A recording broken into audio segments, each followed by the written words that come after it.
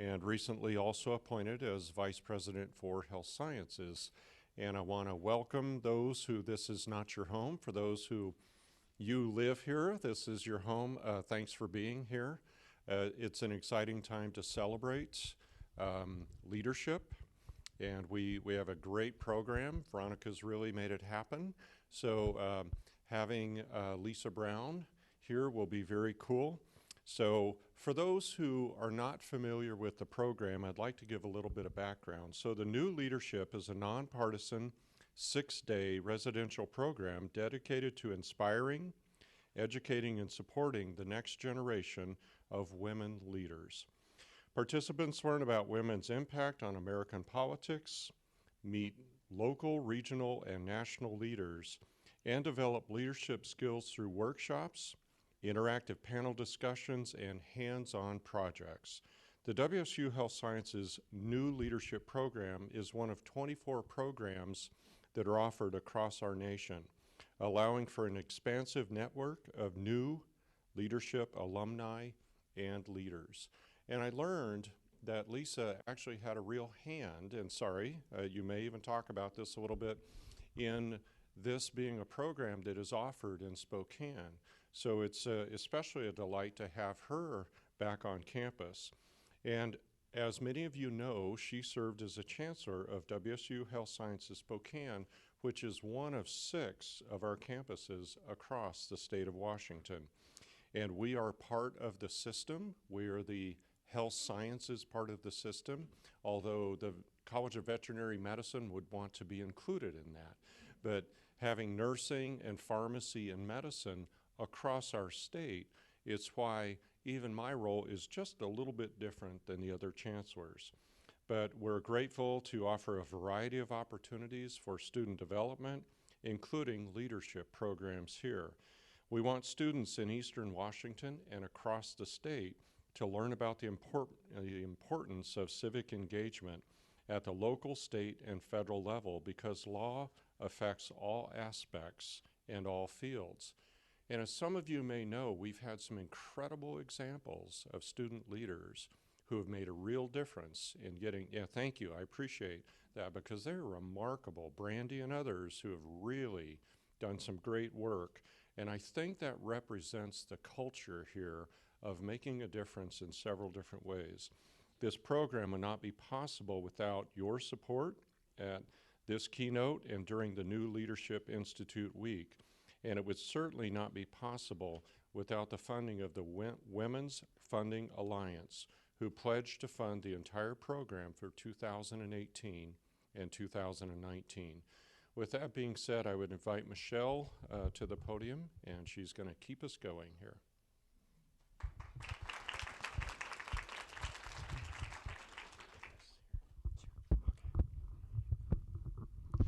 I usually walk all over the place, so I pull these out for that reason, but I stayed put. So we'll turn it over to Michelle. And I talk with my hands, so I'm going to leave those free. So my name is Michelle Wiggin. I work for Bank of America Merchant Services. I lead technology and process teams here in actually Liberty Lake, Washington. I've had the amazing opportunity to volunteer here for the next 6 days for the New Leadership Program with these talented, amazing young women. It's awesome to be in this room with them. So with that said, I'm going to turn things over to Samantha Ranjo. She's a new leader participant and also a current WSU nursing student, and she's going to be introducing our keynote speaker. Thank you.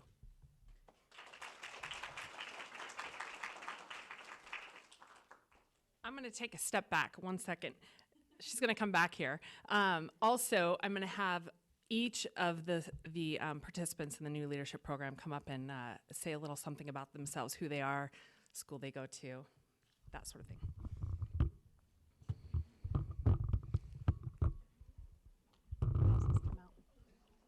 You want to start? Yeah. And then we can hand it off back to you. Okay.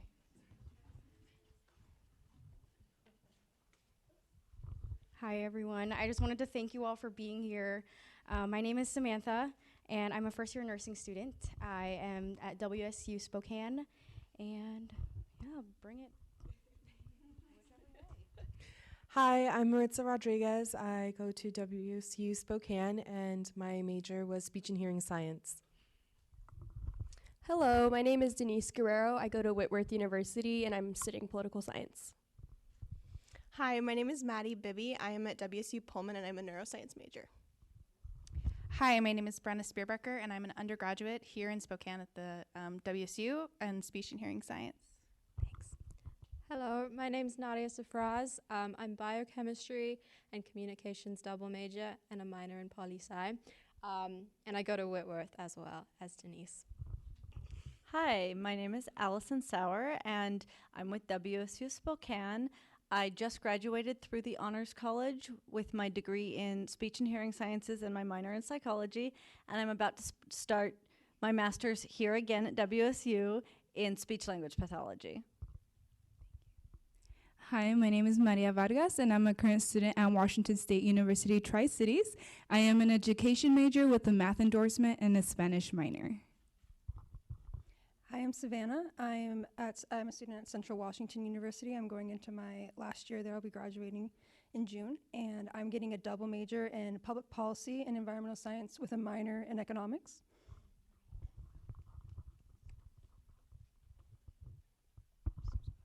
Hi, my name is Rebecca Pabona. I am a student here at WSU Spokane, and I'll be graduating in December from the nursing program. Hi, my name is Sharon Carr. I'm also here at WSU Spokane for nursing, and I'm a first-year nurse student. Hi, my name is Morena Allen Lewis. I am finishing up my undergrad next year at Whitman in Walla Walla, Washington, and I study sociology with a minor in psychology. Hi, my name is Vanessa Toy. I am here at WSU Spokane, and I am a pharmacy student. Hi, I'm Jessica Luong. I go to Whitman College, and I'm a sociology major with a chemistry minor with the intent to pursue public health. Hi, I'm Casey Shugren. I'm a rising senior at Central Washington University with a history degree. Hi, my name is Savannah Navarro-Cressy. I am a history major, a senior at Washington State University Tri-Cities. Hi, my name is Cameron Linden. I'm a student here at Washington State University on the Spokane campus, and I'm studying nutrition, exercise, physiology.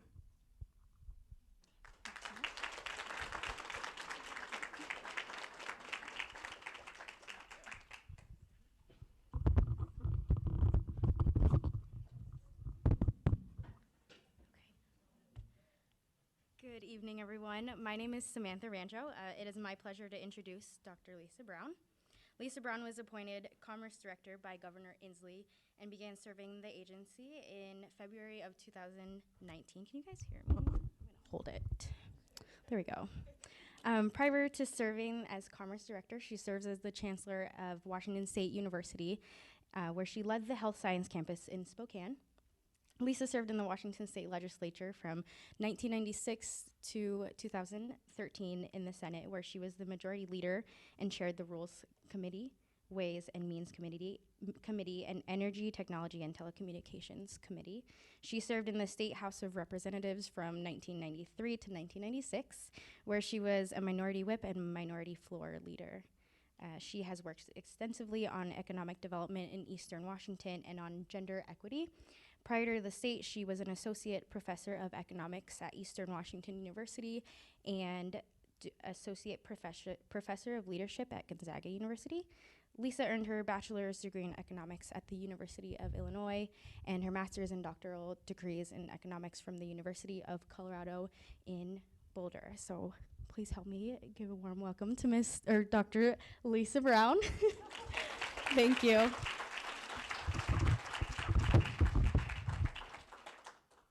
Well, first of all, thank you for that awesome introduction. I really appreciate it, and so inspiring to. I mean, this is a homecoming for me to be back on campus at WSU Spokane, but in many ways, it's also just the inspiration for me. What really keeps me going is when I see these emerging women leaders and think about your majors and think about where I was in my life when I was your age.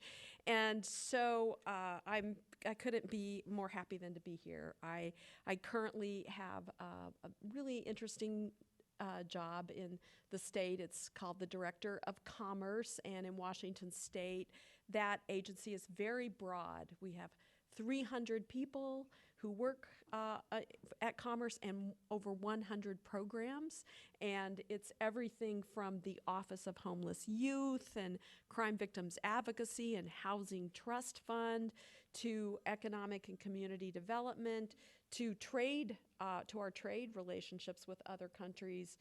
My first week on the job, they said, oh, by the way, the governor wants you to help lead the team at the Paris Air Show. So it's a really exciting place to be, and it's a good testament to one of the things I like to say. I'm a big music fan. And one of the groups that was inspiring to me in my college days, but they're still around, is the Indigo Girls. And I like the lyric that says, every 5 years or so I look back on my life and have a good laugh. And as time goes on, you will see that becomes even more true, because you just cannot predict where you will be 5 years from now. And so, but if you look back to 5 years ago, you'll think, I had no idea I would be here at this moment. So Maya Angelou says, if you get, give; if you learn, teach. And so that is one of the motivations for me to be here. I believe so strongly in the great work that the Center for American Women in Politics does. They've just been there ever since the very beginning of my time in elected office. And before that, when I was more on the activist side of politics, they were there promoting women's role in politics and public policy. And so for me, it's a privilege to be able to give back and participate in this program, and I've done it before, back when it was in Pullman, and University of Washington hosts it, and EWU has a one-day version of it, and so I'm really pleased to be here. And I feel like I have gotten a lot, and I have learned a lot as a student and a reader and a teacher and an activist and a feminist, as a daughter and a sister and a mother. Wow, you learn a lot as a mother. As a legislator and a public servant, and as I aspire to be a servant leader. So I'd like to share a little bit of that with you this evening. Some of you are friends or coworkers from the past, and you might have heard me speak before. So you may have heard a few of these anecdotes or stories before, and I've given talks like this over time, and I've had different kinds of titles like 10 tips about policy and politics, or lessons from various parts of my life. And I was thinking about how I wanted to talk about it this evening, and I decided to just step right up there and own my experience and call this my pearls of wisdom that I want to share with you. And I actually think my favorite pearls are like fake, but and because I'm not a scientist, because I'm on the economic side of the equation, I thought I better just double check how pearls are formed. And so I did, and here, this is just so great, and it's so appropriate, particularly for women who are becoming leaders. So natural pearls form when an irritant, usually a parasite, and not the proverbial grain of sand, works its way into an oyster, a mussel, or a clam. As a defense mechanism, a fluid is used to coat the irritant, and layer upon layer of this coating, called nacre, I believe, is deposited until a lustrous pearl is formed. Well, that just seems fairly appropriate, right? So we're all coating our irritants out there. And so I'm going to call these, I'm just going to own it and call these some pearls I'd like to share with you, and hopefully over time they just get even more lustrous. And you are going to be forming your own. And I guess one of the most important things would be to share them and because it's your unique wisdom that you are gaining and that you can pass on. And that is number one for me. Number one pearl that I wanted to share with you tonight is that your story is what is being written. And to me, leadership, I'm starting to see it as, and I still remember when the former president of Gonzaga, I was in the legislature, said, why don't you come and teach leadership? I'm like, well, I'm in economics. That's what I'm comfortable teaching. He's like, well, you're a leader. Come teach leadership. And I kind of wondered what it is. And I think it's a journey for me to understand. But at this point tonight, what I would say is that you have a story. Your voice and your story is the most significant thing that you have. And leaders are in the activity. You don't get to write the whole story. There are these unexpected plot twists and turns and things that you don't get to write about it, like where it starts. However, leaders are constantly trying to write more of that story for themselves and for everyone in their lives and for the people around them. So take that story really seriously and reflect on it. And think about what it has to offer, and don't let people talk you out of it. I was recently reading Michelle Obama's book, Becoming, and I liked how she reflected on some of the negative things that occur and the messages that are out there. I could identify with that, given my run for Congress last year. And she said, I wasn't going to let one person's opinion dislodge everything I know about myself. And I think that's really important. So let me share a little bit of my story. How many people here, either in an academic program right now or having completed one or more, how many of you were first-generation college students or are first-generation college students? That's me too. I grew up in central Illinois, a large Catholic working-class family. My parents were very skeptical of the concept of me going away to the university. They were really worried about what I might learn there and pick up there. And they were probably correct in those concerns. But I went off to a great land-grant university, the University of Illinois. And one of the reasons I was able to do that was because of a teacher in high school, Mrs. Treadway, Shirley Treadway. She taught math. And she came up to me my junior year and said, you're going to take senior math, right? And I said, well, actually, senior math meets the same time as senior home ec. And I hadn't taken any home ec. My parents really want me to get some home economics in. And she said, oh no, I'll talk to your parents if I have to. I want you to take senior math because I also would like you to consider applying to the University of Illinois, my alma mater. And if you've got senior math, you'll have so many more options.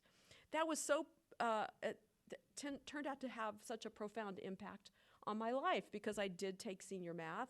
And when I did get to the University of Illinois, I stumbled upon a major in economics, and I could never have taken it had I not had that math behind me. I didn't really like it, but I had it, and it became really critical to the path that I was on. And so I would just share with you, examine those messages you have received, that have shaped your view of who you are. Some of them have not been positive. Some of them have assumed things about you that are not correct. But hopefully, there have been some people along the way who have seen that potential, who've delivered those positive messages, cherished those, remember those, really build on those, and pass those on to others as well when you see potential in them that they might not even see themselves. That story and those messages become a really important part of you being able then to have the agency to write more of your own story. one of the really important things I learned from being a feminist, and that for me came about in college. I was always sort of outspoken, got involved in things, and I got a button that said 69 cents because women only earned 69 cents of what men did, and are we up to like in 70s or something like that now? Maybe 80, I don't know. But I wore the button, and somebody said to me, "What does it mean?" I explained it, and they said, "Oh no, you're not a feminist, are you?"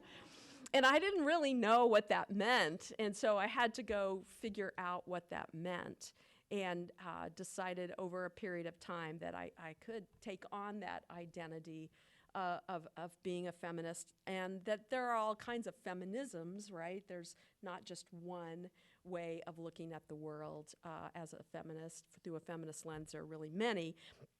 And one of the most important ones, and I came eventually to even teach that at EWU in the Women's and Gender Studies program. One of the most important things I learned through that was that there are different ways of viewing feminism, and what wasn't even a term then, but I think now is called intersectionality. But at the time, I don't even think it was called that, but what it basically meant is that there are all these ways in which privilege is distributed and built up structurally in societies, historically, over time, and cross-culturally. And so there are all these ways, to put it simply, where people have stratified themselves as in or out, or up or down. And we could generate a whole list of them, right?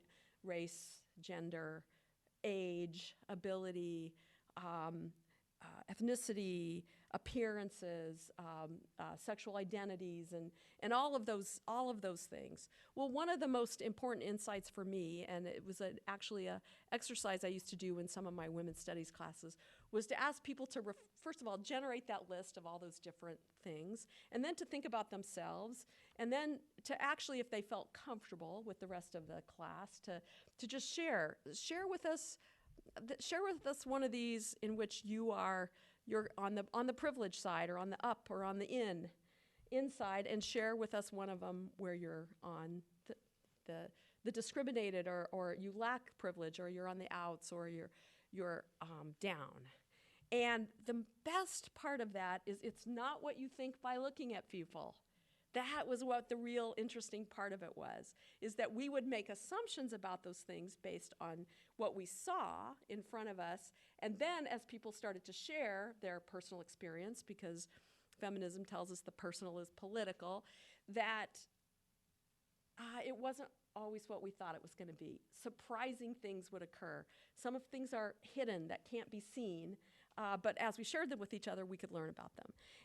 And so that for me has just been a really significant lesson to me, and it's been reinforced in different parts of my life. I had the opportunity, I was invited to go and do something quite similar to this in, of all places, Morocco, being part of a delegation of women leaders interacting with each other.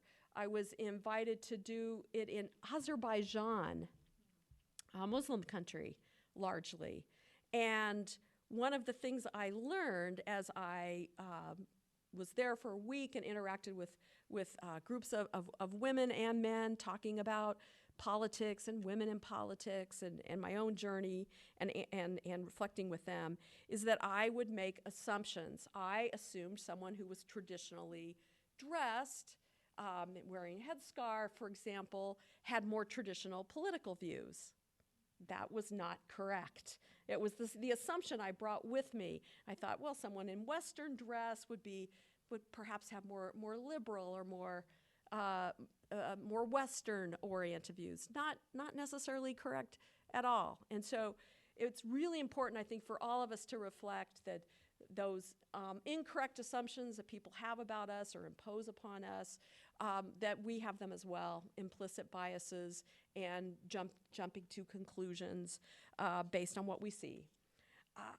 Really exciting for me to have been able to study economics. I'm not a traditional economist in many ways because I didn't really go down that path. I did my research on women in the workplace when I did my dissertation, but I veered off more into activism and politics soon after starting to teach economics at EWU. But some really important kernels from economics that I think are really valuable for women's lives, for leaders' lives, I will share with you tonight. One is economics tells us that we have to make choices and there are trade-offs.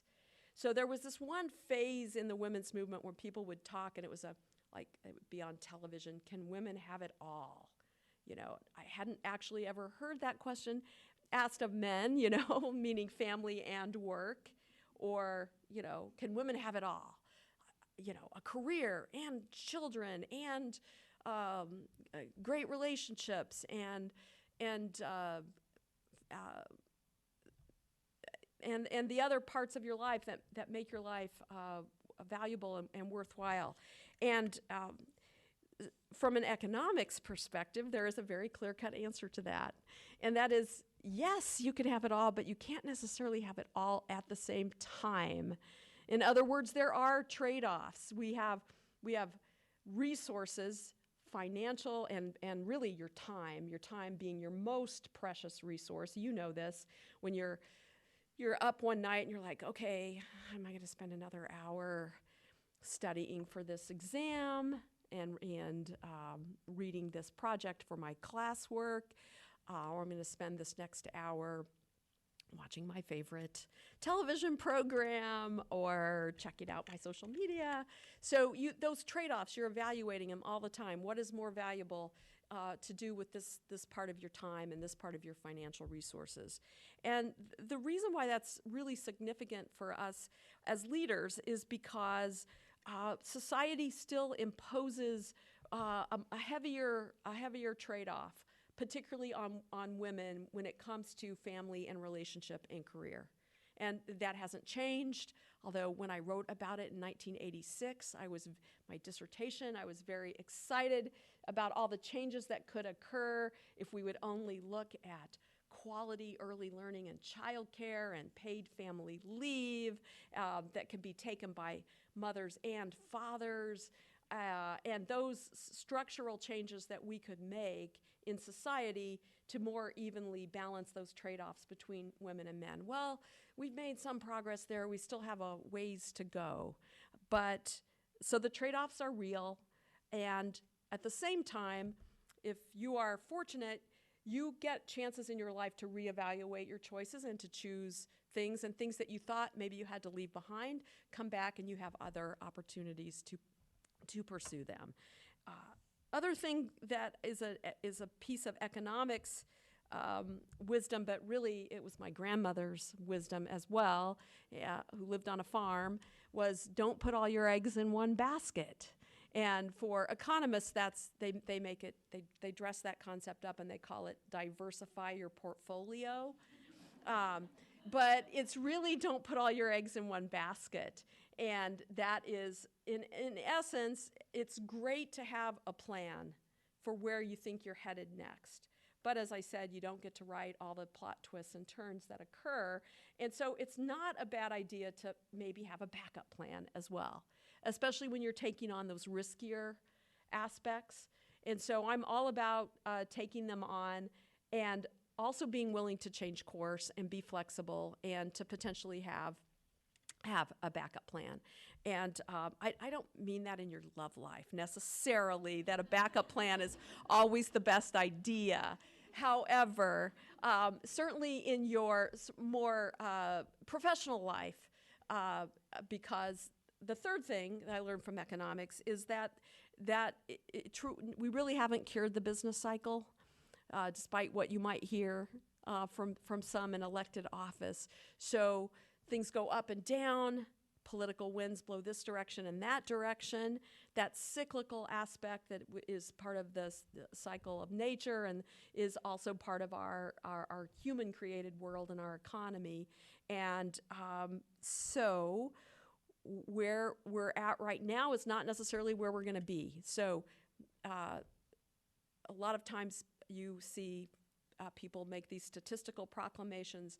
If things keep going at the same rate, this horrible outcome will occur in 3 years from now. And of course that's possible, but what's quite likely is that things don't keep growing at the same rate and that there are these cycles that occur.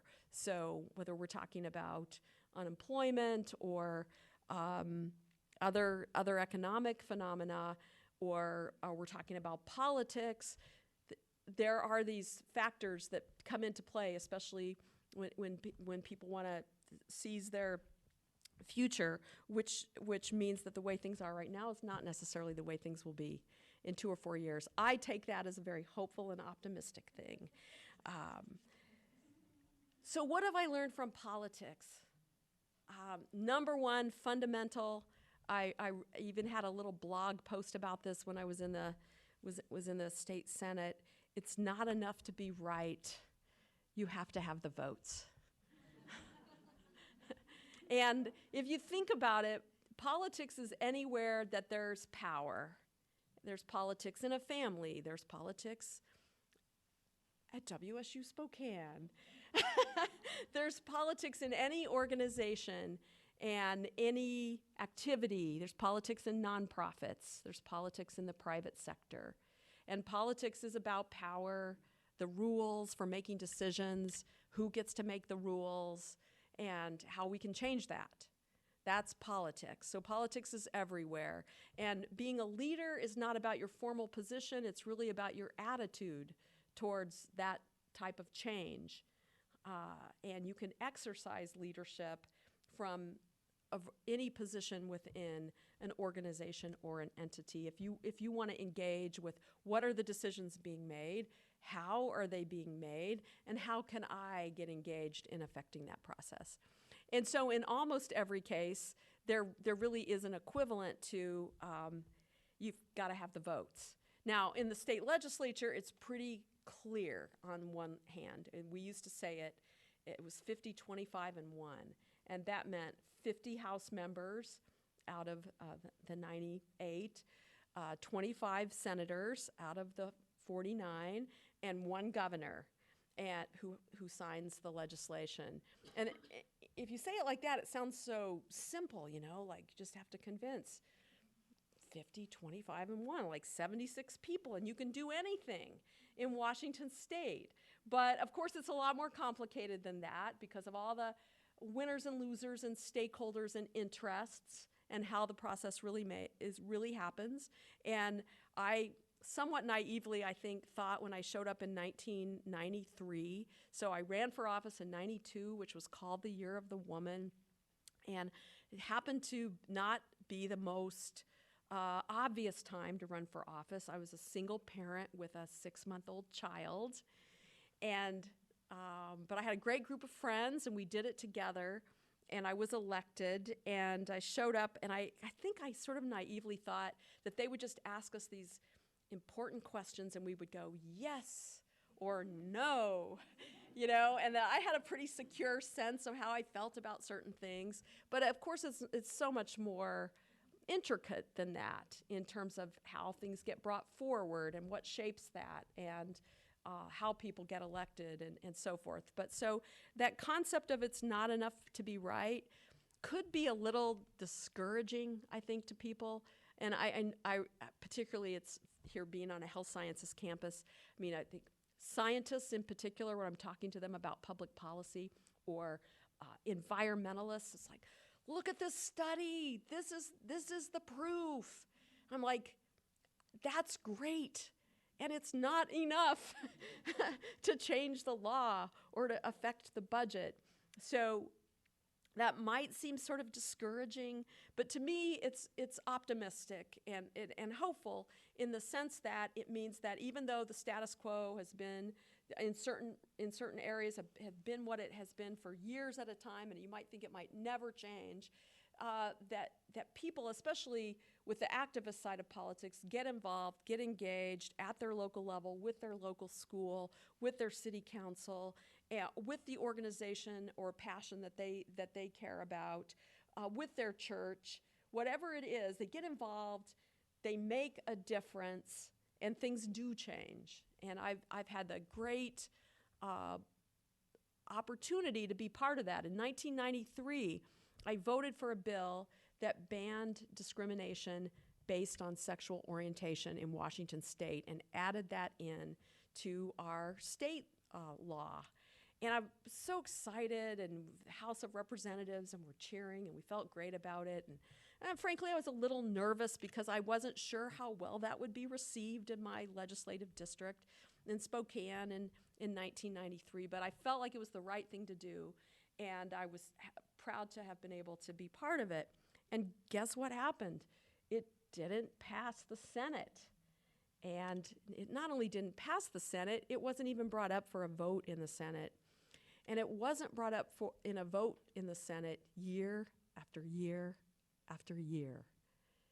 Even when that was passed in Spokane by the Spokane City Council, even when it was a vote to overturn it, and people in Spokane upheld it, it still hadn't come forward in the Washington State Senate. And so when I became the majority leader, I said, I'm bringing that bill to the floor of the state Senate. And I did. We did. And it failed by one vote, which is that part of that. It's not enough to be right. You have to have the votes. And a really exciting and illuminating thing for me happened after that. Of course, we were very sad, those of us who had worked for it. There's a big grassroots movement across the state that cared a lot about it. Someone came forward that year, actually on the other side of the aisle, a Senate Republican, and he stood up and said, I think I made a mistake. I've changed my mind. I'm going to vote for the bill next year. And he changed his vote, and it passed by one vote the next year. And that took a long period of time, well over 10 years for that to occur. And frankly, the U.S. House of Representatives just took a very similar vote to add sexual orientation and gender identity in as a factor for non-discrimination in U.S. law. And folks, it's not coming up in the U.S. Senate. But I believe it will, and I believe we will get there. And it's too bad that it takes a long time for some of those changes to occur, but it's also really exciting to know that people can work on the issues that they care about and can have that kind of effect over time. Look what Mothers Against Drunk Driving helped to accomplish in terms of bringing to the forefront the significant issues. And I mean, it's such a painful thing, right? Losing children, and knowing that they needed to change laws to create more public safety for other people's children. So that's how change happens. And you are all signing up to be part of it by being leaders. One other really significant thing I learned is to not burn bridges. It sounds kind of trite. You've probably even heard politics makes strange bedfellows and sayings like that. The reason that is said is because I've learned firsthand, and I certainly didn't know it when I first went in, that you can vigorously, vociferously disagree with someone on some issues and find common ground on other issues. So if you work hard to not burn the bridge of communication and not put the person who's on the other side of the issue off in some place where you don't feel they're even worth talking to or communicating with anymore, you can, over time, probably learn a place where you could create an alliance and make some good things happen. I had that personal experience working with people on the other side of the aisle in the legislature on some key issues. I watched some really interesting examples of it. One a little bit close to home here, Senator Bob McCaslin, former Senator Bob McCaslin of the Valley, his son currently serves in the legislature. He's passed. Very conservative senator, I used to tease him when we were in the Senate together that I was going to appoint someone to the redistricting commission who would redistrict him to Idaho. And he would similarly tease me. And yet, he had the experience of a spouse who had a really serious bout with cancer, and he came to believe that medicinal cannabis could help her relieve her pain. He joined with a very progressive legislator from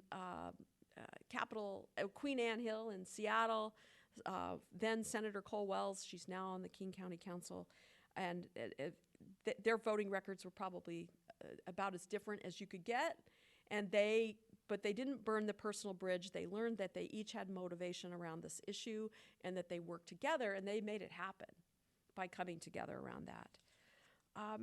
Let me say a little bit about running for office if some of you are headed down that path. And there are a lot of interesting things to do if you don't run for office: helping people with their campaigns, working on the staffing side. I mean, everybody in Congress knows that the staff do a lot of the work and know what's really going on there. Certainly true at the state level as well. The staff are amazing. So if you're more, if you think you might be headed more towards really wanting to do that piece of it, it's very, very valuable. And go try to get an internship or something like that that gives you that exposure, because you might find that that's really who you are. If you want to run for office, my advice would be to follow the path of the issue you really care about, what you're really passionate about. Just follow that issue. Get involved in an organization that works on it, understand it. You'll probably start to end up in a leadership role around it, and let that take you into the public office versus identifying the office and then trying to figure out the path to get there. It's a tried and true path. Just ask Senator Patty Murray, who followed her passion around education and advocacy for her own kids' school to the state house and then ultimately to the U.S. Senate, and as now the most senior powerful woman in the U.S. Senate from the state of Washington. So let me just close with, so last year something happened to me that had never happened to me before, which is I lost an election. And I am not one bit sorry that I ran. It was, to me, that was the right thing to do, and I met so many amazing people. It was almost harder to disappoint them than in terms of my own reality, because I sort of knew what I was getting myself into. I had ironically I declared for Congress in August, and I got married in October, and boy, that was quite a guy that decided to go forward with that. He is quite a guy, and it was almost harder seeing the effect on my friends and family with the negative campaigns and all of that. So I would just simply say, either in politics or when you're aspiring to something that's risky in your professional life or in your academic life, you're taking on something and you know it's a bit of a lift and a bit of a risk. You really have to think about having that core of support. It could be your family, it could be your chosen family, it could be your best friends. They are really important that you have that group of people who know who you are, who don't care whether the press is good or bad. That's really important. And also knowing what's really significant to you, how to return to your well, whether that's music or your religion or physical activity, whatever it is that keeps you centered in who you are, feeling like you're in your story and that you are part of writing that story. Stick to that as well. That's not being lazy. That's not cutting corners. It's absolutely essential to your ultimate success, is that you've got to nurture yourself the way you would nurture that child that you love or that person that you care about. You've got to nurture yourself that way too, because the world doesn't always do that for you. Hopefully you've got good friends and family who will. So let me just close with, I'm really hope you have a great week. Be excited to see your futures. If you run for office someday, send me an email, put me on your list. And then I'll just close with a quote by Wilma Mankiller. She was the first woman chief of the Cherokee Nation. The most fulfilled people are those who get up every morning and stand for something larger than themselves. I see a really fulfilled group of people here. Have a great week. Thank you.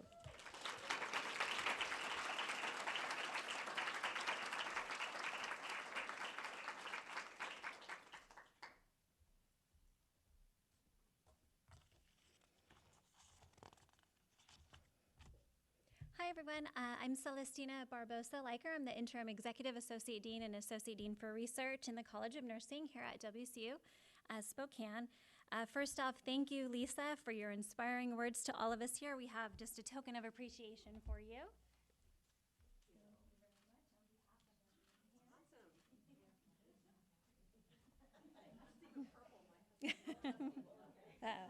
Should have been crimson. The dedication of our students to pursue their goals and community partners who are here today to support these women continues to lead to a better community and a better tomorrow.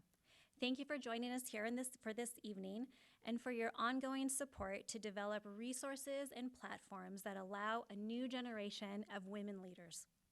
Now we want to provide you with an opportunity to become part of the mission of creating a new generation of women leaders. We hear over and over from women that they wish they'd have the opportunity for leadership training when they were young. That is exactly what we are trying to do with programs such as the New Leadership, providing the platform for our rising women leaders to make a difference in our communities. It's up to us as a community to provide the tools our women need to launch them into the leadership roles they need to be successful. As Maya Angelou's quote reads, "If we help women stand up for themselves, they will stand up for all women." So let's stand up for all women today. So my ask to you tonight is this: if you are able to make any kind of financial contribution to this great leadership program in support of women locally and beyond, please do so. Every bit helps, either large or small. If you're able to help tonight, please fill out the pledge sheet on your table and place it with a donation in the envelopes that accompany it, and then we will pick up these donations after. Again, we appreciate your support, and the fact that you're here tonight is already one step in the future of women in leadership and in this program. Thank you.